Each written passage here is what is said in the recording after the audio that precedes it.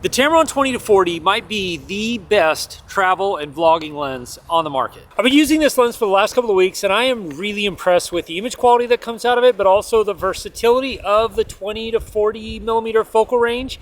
I didn't think I'd be that blown away by that particular focal range, but I found it to be extremely useful for doing lots of run and gun stuff, which is what I'm doing today. Full disclosure, Tamron sent this lens to me to review, but they're not paying for it and they don't get to see this video before it's launched. Now this is an f2.8 fixed aperture all the way through the zoom range, which is great because it'll work well in low light. And because of the focal range, it actually gives you a lot of options for a lot of different things that you can go and shoot, film, take photos of with this. I've been working with it for a few weeks and I'm really impressed with the image quality that comes out of it, both in video and photo modes. The lens is really a great performer. If you look here in the photos come out really crisp, really clean, very sharp, all the way through the zoom range. They do really well.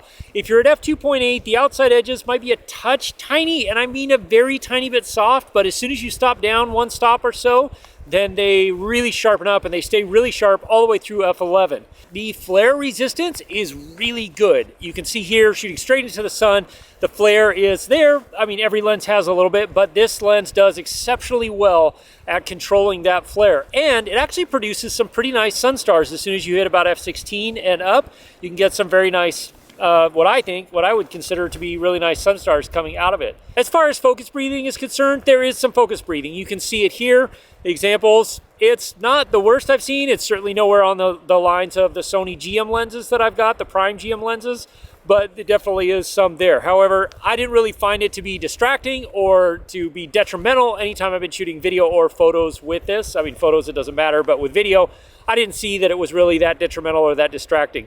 The autofocus on this does work extremely fast and extremely accurate. It really grabs your eye, your face, depending on which Sony body you're shooting with and what the autofocus capabilities of it are. But it locks on and it holds that focus great. And depending on the settings in your camera, the focus can be extremely quick or very nice and smooth if you've got some of the newer Sony bodies that give you the option to do a little slower, more focus pull looking setup. And while this lens does have a crazy close focus distance at 20 millimeters and pretty close at 40 millimeters, you can get some almost very macro-like shots. The exact macro reproduction ratio will be listed here. It is not a parfocal lens or a lens that stays in focus regardless of the zoom range or where you are in the zoom range. So if you're going to be zooming in and out, you definitely want autofocus to be active in order to keep up with it. One of the things that I absolutely love about this lens is 20 millimeters is just about the perfect focal length for hand holding and talking to the camera like this, which I do a lot of. But you can also compress the background a bit, which I also do when I'm talking to camera, because it makes the background look a little more true to life. So let me grab a tripod and show you what I mean. So for example, this is 20 millimeters, which is great for showing off me in the space, a lot of stuff around me. But if you want to make that backdrop look a little more like it does in real life, which is absolutely massive, then punching into 35 or 40 millimeters is exactly where you want to be. So I'm going to punch in, and now that backdrop looks much more like it does in real life to your eye, which is huge because it pushes the background and the foreground together. So this 20 to 40 millimeters is just a fantastic photo range or a fantastic focal range for being able to run around and do stuff like I'm doing today, which is run and gun filming and photo work. Now, obviously, one of the main comparisons you'd want to make is, would you need a 16 to 35, which is what I'm filming this on now, or the Tamron 20 to 40? So I want to give you a quick example of the differences between the focal lengths. So this is the 16 to 35 from Sony, the f4, which is a great lens, but it obviously doesn't quite have the reach that this has. A couple of things to note on this Tamron lens is it's very small and compact. It's really lightweight, which makes it great for stuff like this when you're traveling and you want to be able to go small and compact and lightweight as possible. There are no switches on it at all. It's just the focus ring and the zoom ring, which are reversed from most. But the cool thing is with the focus ring, it does have the USB-C port here, which means you can go in and program the focus ring to be linear, non-linear. You can decide how fast or how slow you want it to respond and how much you have to twist it in order to get it to go from infinity focus to close focus and stuff like that. So that does give you a lot of options and a lot of versatility with this.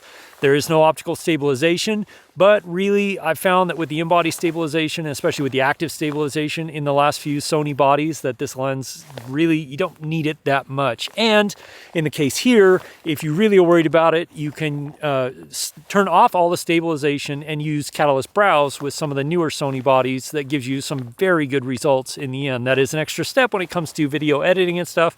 But if you want the best results, you can do the catalyst browse and get some really excellent results.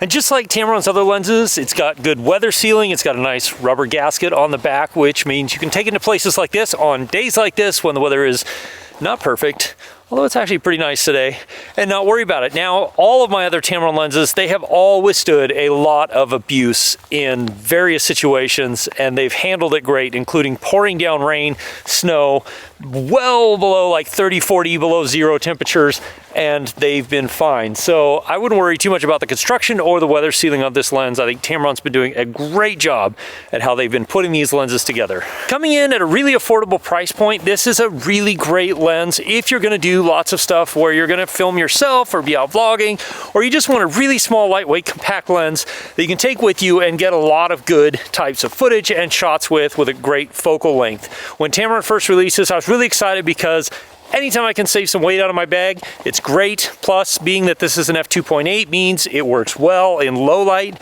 and you could even do maybe some astrophotography with this. Haven't tried it yet, but maybe I will.